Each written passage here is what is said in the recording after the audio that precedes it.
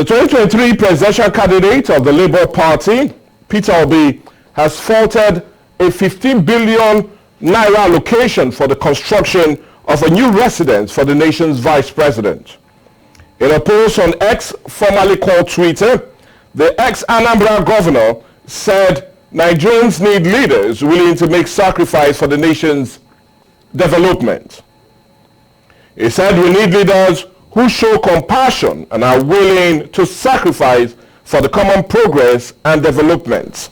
Such compassionate and frugal leaders are critical in our journey to the new Nigeria, he wrote. Last week, Wednesday, the Minister of the Federal Capital Territory, Nyesom Wike, said about 15 billion Naira will be spent for the construction of a new residence for the Vice President. The minister, who appeared before the House of Representatives Committee to defend the FCT 61.5 billion 2023 supplementary budget, said he needed that to ensure that things truly work in the FCT. Obi, in his post yesterday, Monday, wondered what was wrong with the country. Obi said 99.9% of Nigerians can only dream of living in the current residence of the Vice President, Kashim Shettima. The issue of the 15 billion Naira new residence for the Vice President has again shown the inability of sacrifice from our leaders, he concluded. But for many Nigerians, the inability of the federal government to cut down its costs has been a subject of worry, knowing the present economic situation the nation is in and how much of a challenge it is for many Nigerians to feed, talk less of even owning a house. But the big question and the big story for today is, do we have that much to construct a new 15 billion Naira residence? And does the VP truly need that at the moment? Also, is it not time the federal government should also make those sacrifices that they said we should all do? Well, these and more is what this edition of the big story is all about. And that is the 15 billion Naira new residence for the Vice President's citizens' call for prudency in government spending. And that's what we're having as a major discourse today on the big story. We're talking about that 15 billion Naira new residence of the Vice President and citizens' call for the federal government to be prudent in spending. And to truly help us talk about this and spend his time with us on it is no other person but Ambassador Raymond Ube Orogun. He's a lecturer and a social critic. Good morning and welcome to the show, sir. Good morning, my very good friend, Michael Ray. Well, I want us to first start with the reaction from the Labour Party presidential candidate in last general election, Peter Obi. And I'll just rather go to what he said yesterday on his X box, and we're talking about formerly called Twitter. And he said the recent news about a budget provision of 15 billion Naira for the construction of a new residence for the Vice President is both shocking and disheartening, considering the many important challenges facing the nation. Well, that's his own reaction to that very proposed 15 billion Naira for a new residence of the Vice President. But I'm also keen in getting your reaction to what he said. He said it's both shocking and disheartening, and not just only to his reaction, but also I want you to also give us your reaction to the proposal of having 15 billion Naira residence for the Vice President. New residence.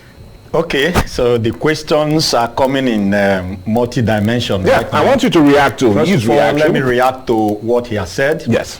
Like you rightly said, Peter Obi's reaction is his own personal opinion. That I do know. And you know, in this country, what we do with personal opinion. Of course. How the efficacy of personal opinion.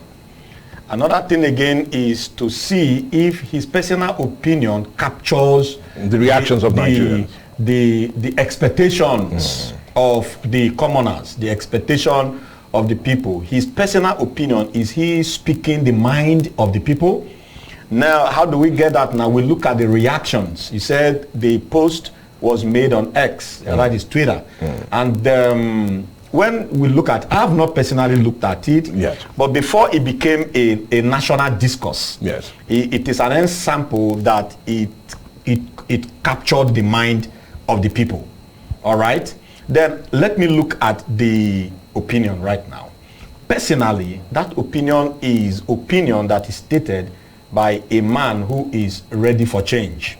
And I can outrightly say that in my own opinion, building, constructing a new house. When we say a new house, you have a surveyed plan, you have a new land, you are making a new foundation, raising a new apartment in a different location from what he used to have. I can say that is quite unnecessary, and that is insensitive in a time like this for the person of Nyosom Okemo Nwike. Well, anyways, so you feel it's really out of place? It is not only out of place, it is unnecessary, it is insensitive, and it is not good for us, for the people of this nation, in a time like this. Okay, well, anyway, your often response is even more serious than that of Peter Obi. But anyway, let's still remain with it. And this is what we pride ourselves in doing on Quest today, especially the big story. We always dig into facts, and don't just dig into facts. We also, on our course of digging into facts, we reveal to Nigerians some things they do not know, or some things they do not put to heart. And let's look at it. Now, looking at the 15 billion residents of the vice president, just recently, in the supplementary budget, the sum of 2.5 billion naira, supplementary budget of 3 months ago. For 2020. Yes. 2.5 billion was included for the renovation of the residence of the vice president in Abuja. That's not only it. Also, during the budget presentation, a sum of 3 billion was also allocated for the renovation of the residence of the vice president in Lagos. Good. Now, I'm only forced to ask, why allocate money to build a place you've already given money just 3 months back for its renovation? Because what I'm asking is it that those doing oversight do not read the books, or what? Because I don't get it. You approved, your National Assembly approved 2.5 billion naira for the renovation of its residents. And if you do not see a need in doing that, you will not approve it in the supplementary budget. Now again, your National Assembly is now looking at the proposal of giving them another 15 billion naira for the construction. So how does it add up? You approve this, and yet you are allocating money again for a new one.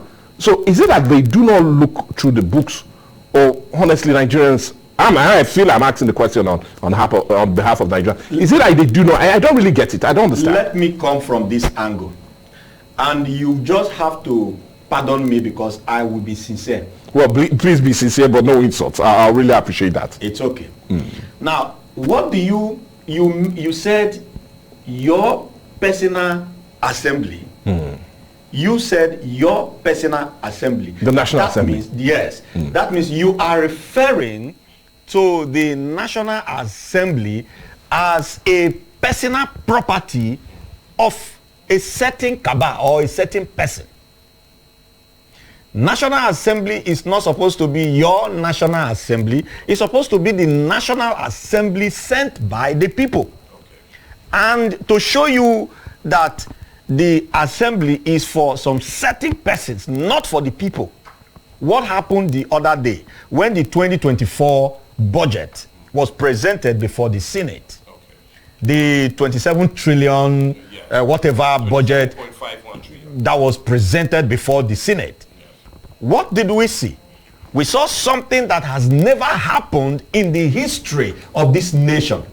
the level of sycophancy and the level of insensitivity that the president walked into the hallowed chamber, then suddenly the National Assembly, the custodians of laws, the makers of laws, those the representative of the commoners, stood up and became a hype man in a nation with over 300 million persons.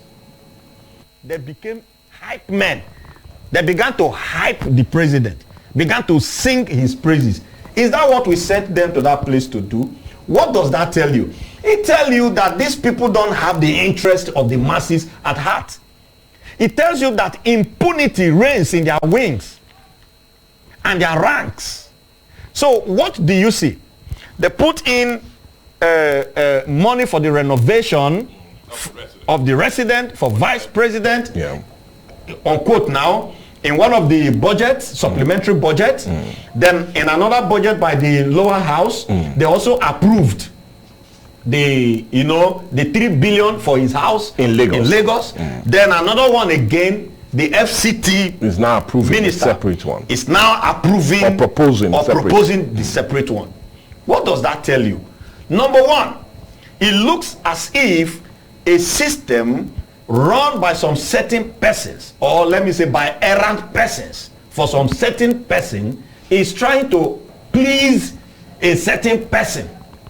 Well, I'm getting confused with the person. You said I should be very mindful. So I'm speaking on code. Okay. So I know the people listening to me are understanding the person and the certain person and person. Okay. You get that now? Yeah. So that is triple approval. House of Rep from the budget, then back again his house in Lagos, then back again his house in Abuja, in FCT. And now building a separate one. So you discover that some group of person or a system has instructed some group of person to please a certain person because of some certain things, which is not privy to the general public. We don't know what is happening. We don't know why a nation want to please one person. Okay, now. Secondly, sir. Yeah, go ahead. Secondly, sir. Another reason, alternative. These things are just a matter of a conjectural idea. I'm just saying them. Okay. I'm just trying to analyze them. Yeah. Possibilities. Now, you and I know that there is what we call budget padding. Okay. You and I know it has happened before. It is happening now. And as long as we are still in this flesh and living in this part of heaven, it will happen again. So if you put in these things, you may think that it is budget padding, or you will conclude that it is certain persons trying to please some certain persons to please a certain person. Okay. Because of some reasons that are not known to us. To every person. Okay, now so let's still also look at it, because you are saying this, and you said we know of budget padding. Yes. But what we also do know, and it's good we bring this to the ears of and eyes of Nigerians, we do know that the construction of these very residents was not proposed by this administration, but rather was proposed by the administration in 2010. Yes. That's when it was proposed that a new residence for the vice president should be built. And funny enough, it was under the PDP then.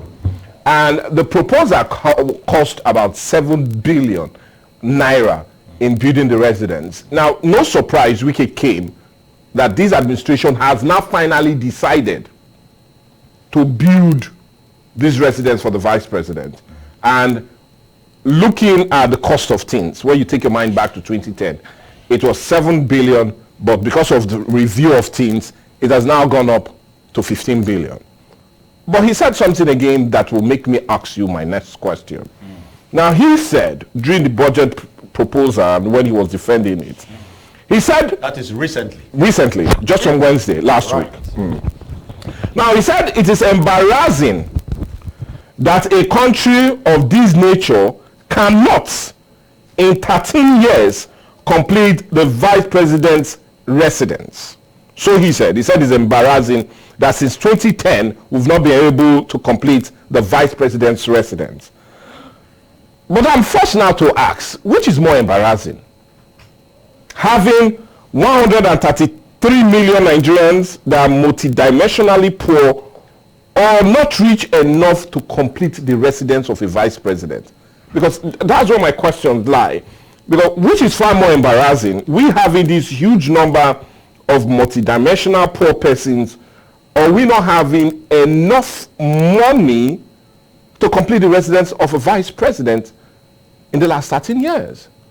So that's where my question lies. Okay, that is a very beautiful observation.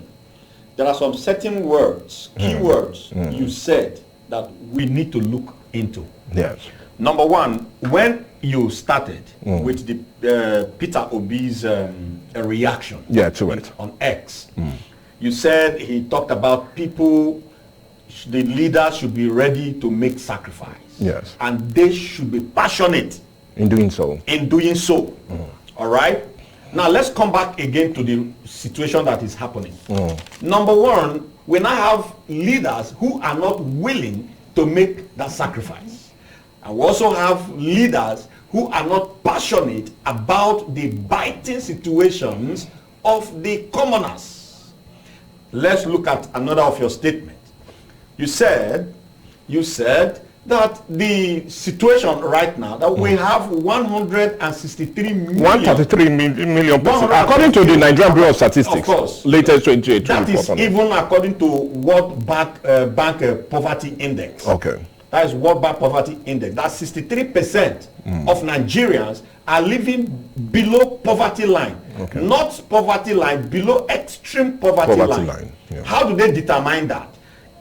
In the recent past, it was $0.21. If you are earning below $0.21, that means you are living below extreme poverty.